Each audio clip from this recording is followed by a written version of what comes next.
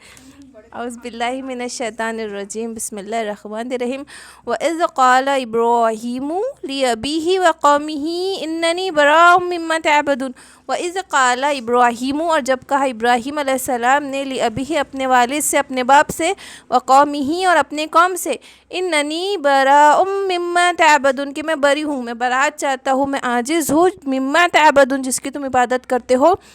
تو اس سے کیا مسئلہ آتا ہے اخذ کہ ہم دیکھ رہے ہیں ہمارے آس پاس کفر شرک ہو رہا ہے، تو ہمارا اعلانیہ اس سے برات حاصل کرنا بتانا چاہیے کہ نہیں ہم بری ہیں۔ جو کچھ تم کرو، اگر ہم ہمارے آس پاس گناہ ہوتے دیکھ رہے، کفر ہوتے دیکھ رہے، شرک ہوتے دیکھ رہے، تو ہماری خاموشی یہ ثابت کریں گی کہ ہم ان میں شامل ہیں۔ تو ہمیں یہ ایپ بولنا پڑے گا کہ نہیں تم غلط ہو، ہم نہیں ہو، ہم تمہارے ساتھ نہیں، ہم تمہارے ساتھی نہیں ہیں، ہم بیزار ہیں جو کچھ تم کر رہے ہو، جو کفر شرک بدعت میں تم مبتلا ہو اس میں ہم نہیں ہیں۔ ایسا ہم کو برات ظاہر کرنا پڑے گا، بولنا پڑے گا۔ جیسا کہ ابراہیم علیہ السلام کے بارے میں تو جانتے تھے، ان کی قوم ان کے باپ جانتے تھے، لیکن پھر بھی انہوں نے برات بولی کہ میں بری ہوں، میں بیزار ہوں تم سے۔ الا الذی فطرنی فانہ سیہدین کہ بے شک الذی جس نے فطرنی مجھ کو پیدا کیا فانہ سیہدین وہی مجھے راہ دکھائیں گا۔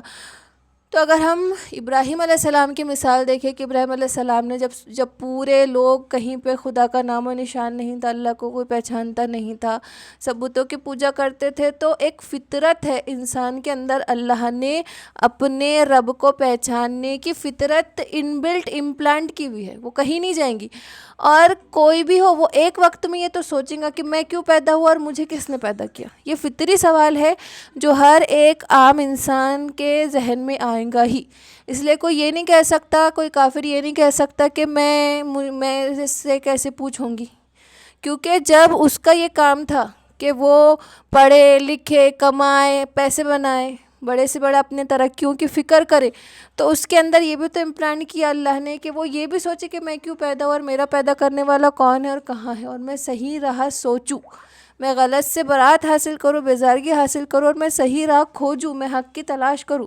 جب یہ سب دنیاوی فائدے اس کو سوجھے تو آخرت کے فائدے بھی سوچنا اس کا فرض تھا، اس کے اندر وہ امپلانٹ تھا، اس نے کیوں نہیں سوچا؟ اس نے اپنی اس چیز کو دبایا اور دنیا کے فائدے کی طرف وہ دوڑا۔ تو یہ اس سے کوئی بری نہیں ہو سکتا کہ مجھے تو کچھ پتہ نہیں تھا، مجھ تک حق نہیں پہنچا، کیونکہ اتنی عقل اللہ نے فطرتاً امپلانٹ کی کہ ابراہیم علیہ السلام بھی سب سے پہلے دیکھے کہ میرا خدا کون ہے، میں کس کو پوجوں، میں کس کی عبادت کروں، سورج ہے کہ نہیں یہ ڈوب جاتا ہے، چاند ہے کہ نہیں یہ ڈوب جاتا ہے، کوئی نہ کوئی ان سے بڑا بیٹھا ہے جو اس سورج اور چاند کو بھی چلا رہا ہے، ڈوبا رہا ہے، غروب کر رہا ہے اور طلوع کر رہا ہے، تو بیٹھا ہے کوئی ان سے بھی برتر۔ تو یہ جب ان کے دماغ میں آیا تو سب کی یہ فطرتاً امپلانٹ کوشچن ہے، تو وہ جس نے پیدا کیا وہ راہ بھی دکھاتا ہے، پر انسان ہوتا ہے کہ وہ اپنے اندر کی آواز کو مار دیتا ہے اور اپنے فائدوں میں لگ جاتا ہے۔ وَجَعَلَهَا كَلِمَاتً بَاقِيَةً اور بنایا اس نے ایک کلمہ باقیۃً باقی رہنے والا، فی عقبیہ اپنے پیچھے والوں میں، یعنی اپنی اولادوں میں، لعلہم یرجعون شاید کہ وہ لوٹ آئے۔ تو نصیحت کرنا ہمارا کام ہے کہ اپنی اولاد کو نصیحت کر کے جانا، جیسا نوح علیہ السلام نے نصیحت کی، آدم علیہ السلام نے، ہر انبیاء نے نصیحت کی، یعقوب علیہ السلام نے اپنے وفات کا وقت آتا تھا تو انبیاء اپنے اولادوں کو نصیحت کرتے تھے۔ ابراہیم علیہ السلام نے اپنے اولادوں سے پوچھا کہ تم کس کی عبادت کرو گے، تو کہا کہ ہم اللہ کی عبادت کریں گے۔ تو اس طریقے سے نصیحت کرنا کہ بنائے ایک کلمہ باقیۃً باقی رہنے والا، فی عقبہ اپنی عقبہ پیچھے چھوڑی ہوئی اولاد میں، یہ وصیت کرنا، لعلہم یرجعون شاید کہ وہ لوٹ آئے۔ بل متعت ہؤلاء بلکہ متعت برتنا دیا تجھ کو، ہؤلاء یہ، و آباؤہم اور تیرے باپ دادا کو، حتی جاءہم الحق یہاں تک کہ حق آ گیا، ورسول مبین اور کھلا ہوا مبین رسول بنا کر بھیجا، کہ تجھے متاع دیا، فائدہ دیا برتنے کے لیے تجھے تیرے باپ دادا کو، یہاں تک کہ حق آ پہنچا اور کھلا ہوا ایک مبین رسول آ پہنچا۔ وَلَمَّا جَاءَهُمُ الْحَقُّ اور جب آ گیا حق ان کے پاس، قالوا تو وہ کہنے لگے ھذا سحر ہوا انا بہ کافرون کہ بے شک یہ جادوگر ہے اور ہم اس کو نہیں مانتے۔ کہ برتنے کو دیتا تھا جب، اور جب رسول آ گیا تو اس کو ایکسیپٹ کرنے کی وجہ کیا کرنے لگے، انکار کرنے لگے اور انہیں ساحر کہنے لگے۔ وَقَالُوا لَوْلَا نُزِّلَ هَذَا الْقُرْآنُ اور وہ کہنے لگے کہ کیوں نہ نازل ہوا یہ قرآن علی رجل من القریتین عظیم، کہ دو بستیوں میں سے کسی عظیم کے اوپر یہ قرآن کیوں نہیں نازل ہوا؟ تو اب الگ الگ سے ان کے حیلے حجتیں تھی، جب وہ رسول تو ثابت ہو گئے تو ان کے پاس اب یہ کیا راز تھا کہ یہ آپ صلی اللہ علیہ وسلم پہ کیوں نازل ہوا، یہ محمد پہ کیوں نازل ہوا؟ وہ تو غریب ہے، ان کے پاس تو کوئی بڑی دولت نہیں. اگر اللہ چاہتا قرآن نازل کرنا، رسول بنانا، تو کوئی بہت امیر کبیر کے پاس دے دیتا، لیکن ایسا کیوں نہیں ہوا؟ اس طریقے کے قریش الگ الگ سوال اٹھانے لگے. اہم یقسمون رحمت ربک، کیا ہم تقسیم کرتے ہیں رحمت، کیا وہ بانٹتا ہے تیری رحمت کو ربک اپنے رب کی طرف؟ نحن قسمنا بینہم معیشتہم، کہ ہم نے بانٹ دی بینہم آپس میں معیشتہم ان کی معیشت، ان کی روزی، فی الحیات الدنیا دنیا کی زندگی میں، ورفعنا بعضہم فوق بعض اور ہم نے بلند کیے درجے بعض پر، لیتخذ بعضہم بعضا سخریا اور ہم نے بنایا بعض کو بعض کے اندر مسخر کیا، یعنی ان کو ان کے انڈر رکھا، خدمت گزار بنایا. ورحمتو اور یہ رحمت ہے ربی کا تیرے رب کی، خیر مما یجمعون اس سے بہتر رحمت ہے جو تم جمع کرتے ہو. کہ کیا کہا کہ یہ قرآن کوئی بڑے آدمی کے پاس کیوں نہیں آیا جو امیر ہوتا کبیر ہوتا؟ تو کیا کہا کہ ہم نے اپنی رحمت کو تمہاری معیشت کے اوپر نہیں وہ کیا کہ جتنی زیادہ معیشت ہوں گی تمہارے پاس اتنی اللہ کی رحمت زیادہ نہیں، بلکہ اللہ نے ان کے اوپر درجے نہیں رکھ دیے کہ جو زیادہ امیر ہوں گا وہ زیادہ فضل والا ہے، اس پہ زیادہ اللہ کی رحمت ہے. اللہ کی رحمت پیسوں سے نہیں ہے، دنیا کی متاع سے نہیں ہے، بلکہ وہ جس کو جتنا چاہتا ہے دیتا ہے. اس نے تقسیم اپنے ہاتھ میں رکھی ہو، جس کو چاہے دے جس کو چاہے نہ دے، اس کے اوپر کچھ نہیں ہے کہ وہ برتر ہے جس کو زیادہ مل گیا، بلکہ اللہ نے کیا کیا کہ کسی کو زیادہ دیا کسی کو کم دیا تاکہ انٹر ڈیپینڈنٹ رہے ایک دوسرے پر. اگر یہ نہ ہوتا تو کوئی انٹر ڈیپینڈنٹ نہ ہوتا، کوئی کسی کے کام نہ آتا، کوئی کسی کے اوپر ڈیپینڈ نہ رہتا. تو ڈیپینڈ رہنا بھی ضروری تھا ایک دوسرے کے اوپر تاکہ تعلقات بنا رہے. اور یہ جو رحمت اللہ نے دی وہ اس سے بہتر ہے جو تم جمع کرتے ہو. وَلَوْلَا يَكُونَ النَّاسُ أُمَّةً وَاحِدَةً اور اگر ہو جاتی لوگ امتاً واحدہ ایک واحد امت، لَجَعَلْنَا لِمَن يَكْفُرُ بِالرَّحْمَنِ اور جو کوئی کفر کرتا بالرحمن رحمان کا، لِبُيُوتِهِمْ سُقُفٌ مِّن فِضَّةٍ تو ہو جاتے ان کی گھروں کی چھت چاندی کی، وَمَعَارِجْ اور سیڑھیاں بھی چاندی کی، عَلَيْهَا يَظْهَرُونَ اور وہ چڑھتے اس پر، وَلِبُيُوتِهِمْ أَبْوَابًا اور ہو جاتے ان کے گھروں کے لیے دروازے، وَسُرُورًا عَلَيْهَا يَتَّكِئُونَ تختے جس پہ وہ ٹیک لگاتے، وَزُخْرُفًا سونے کے، زخرف سورہ زخرف سونا، وَزُخْرُفًا سونے کے، وَإِن كُلُّ ذَلِكَ لَمَّا مَتَاعُ الْحَيَاةِ الدُّنْيَا اور یہ جو کچھ ہے یہ دنیا کی زندگی کا متاع ہے، وَالْآخِرَةَ عِندَ رَبِّكَ لِلْمُتَّقِينَ اور جو آخرت ہے تیرے رب کے پاس وہ متقیوں کے لیے ہے. اگرچہ دیکھو اللہ تعالیٰ اگر چاہتا جو کفر کر رہے رحمان کا تو ان کو دکھانے کے لیے کیا کر دیتا، ان کے گھر سونے کے بنا دیتا، ان کے چھت سونے کے بنا دیتا، وہ بڑے آرام سے رہتے. لیکن اللہ نے یہ نہیں کیا. اللہ کے نظر میں یہ کوئی وقت ہی نہیں ہے. آپ صلی اللہ علیہ وسلم فرماتے ہیں کہ اگر اللہ کو کسی کے کفر کرنے سے ذرہ برابر بھی فرق پڑتا تو کافروں کو پانی بھی نہ دیتا آج،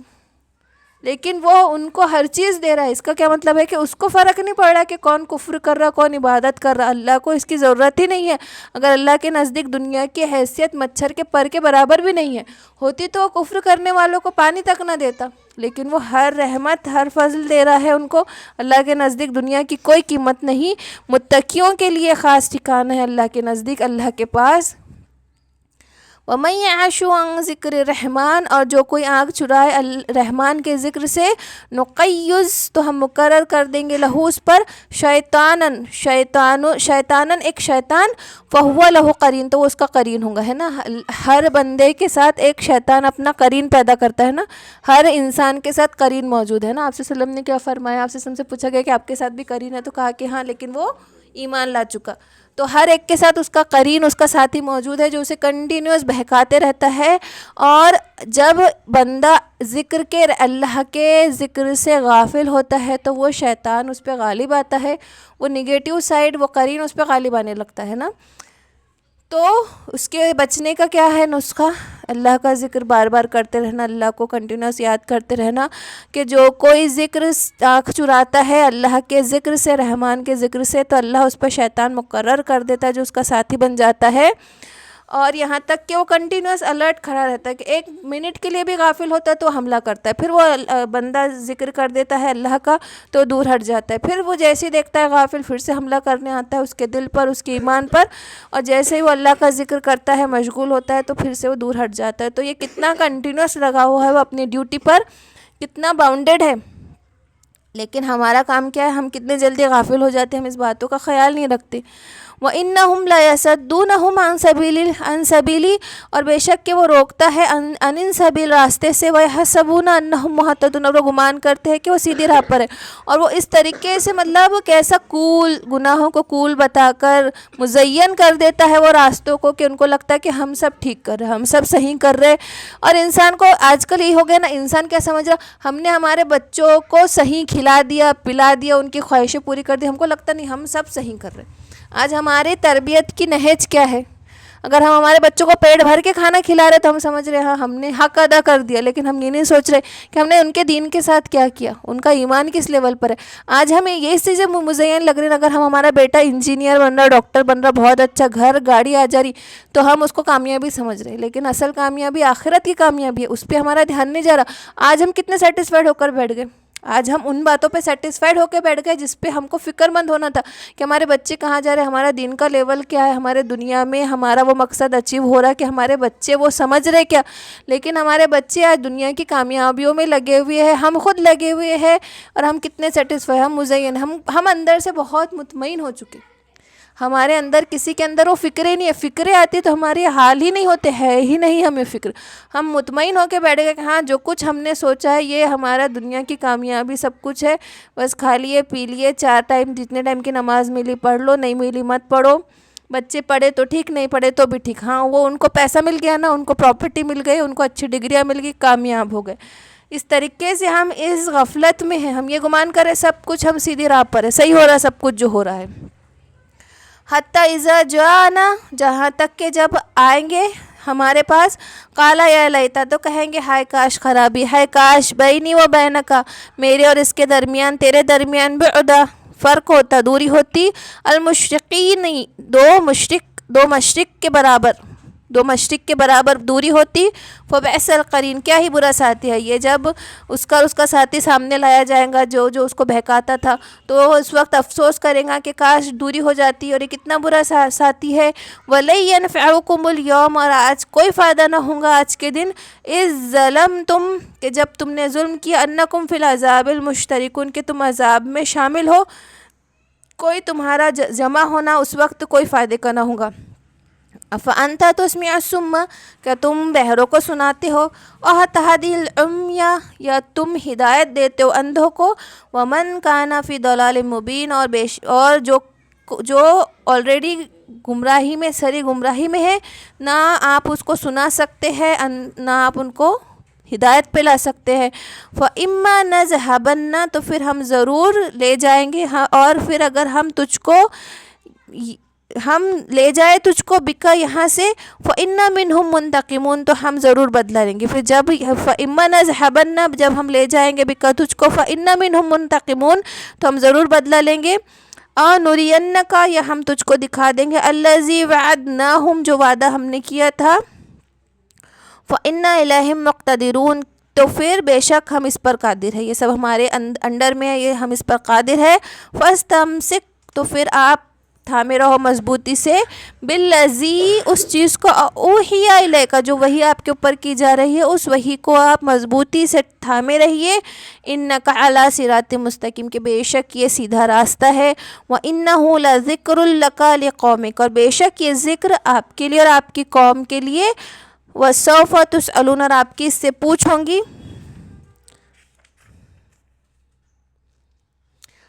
اور یہ جو ذکر سے مراد کیا ہے کہ شہرت ہے، ذکر سے یہاں پہ مراد نیک نامی اور شہرت ہے.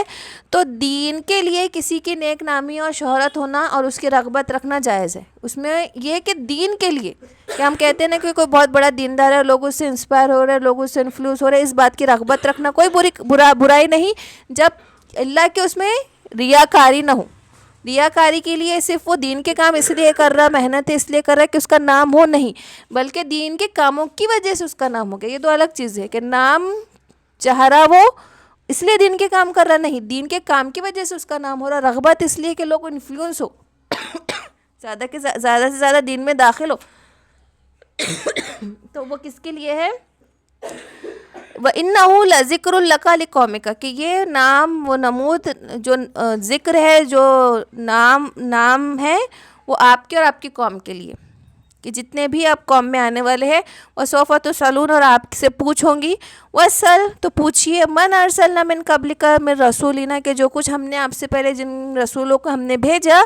أَجْعَلْنَا, تو ہم نے رکھا, ہم نے کیا کیا, مِن دُونِ الرحمن, رحمان کے سوا, آلِہَةً, کوئی الٰہ یعبدون, جس کی پوجا کرے. تو آپ پوچھ لیجئے کہ آپ سے پہلے بھی جتنے رسول آئے, کیا اللہ اور کیا رحمان کے علاوہ بھی کوئی ان کا معبود تھا جن کی وہ پوجا کرتے تھے؟ تو آپ کیسے پوچھیں گے؟ کوئی انبیاء تو موجود نہیں ہے, تو پوچھا کس سے جائیں گا؟ صحیفوں سے پتہ کرا جائیں گا. اس سے پہلے بھی بتا چکی کہ جتنے صحیفے تھے, جتنی اللہ کی کتابیں اتری, چاہے وہ انجیل ہو, توراہ ہو, یا جتنی بھی زبور ہو, جتنی بھی آج تک جو اللہ کی کتابیں دوسری صحیفے قوموں کے پاس موجود ہے, انحراف تو ایک حد تک ہوا, مسئلوں میں ہوا, احکامات میں ہوا, لیکن ایک دم سے پورے کے پورے ورڈکٹ چینج نہیں کر دی گئی. اسٹل وہ اللہ کی کتاب ہے, انحراف کے ساتھ ہے, ہم ان پہ یقین نہیں کریں گے, لیکن اللہ کی کتابیں تو تھی, وہ کچھ نہ کچھ تو اس میں موجود ہے مواد, ایک دم 100% چینج نہیں کیا گیا, کچھ احکامات چینج کیے گئے. تو ان میں پوچھ سے مراد ان میں دیکھو آپ, تو اب اس میں بھی یہی ہے کہ اللہ ایک ہے, اللہ ایک ہے, اللہ ایک ہے. اور یہ کیسی چیز ہے نا کہ اگر مجھے آپ کوئی چیز پہنچانی ہو آگے, تو ان بٹوین مجھے کچھ چاہیے نا, مجھے کچھ لیٹر چاہیے, کچھ دستاویز سے, کچھ نہ کچھ کنیکٹیوٹی مجھے اگلی نسل تک پہنچانے کے لیے مجھے کچھ نہ کچھ چھوڑ کے تو جانا پڑے گا.